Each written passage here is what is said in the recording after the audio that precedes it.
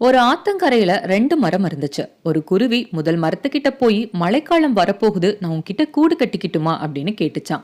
அதுக்கு அந்த மரம் முடியாதுன்னு சொன்னதும் 2வது மரத்துக்கிட்ட போய் கேக்குது. அந்த மரம் சம்மதிக்கவும் குருவி தன்னுடைய குடும்பத்தோட அந்த மரத்துல சந்தோஷமா வாழ ஆரம்பிக்குது. அன்னைக்கு ராத்திரி பெஞ்ச மழையில ஆத்துல வெள்ளம் அதிகமாகி முதல் மரத்தை பாதி அடிச்சிட்டு போயிருது. அத பார்த்த இந்த குருவி சிரிச்சுக்கிட்டே, நான் கூடு கட்டும் போது முடியாதுன்னு சொன்னல, அதுதான் உனக்கு நல்லா வேணும் அப்படின்னு சொல்லிச்சான்.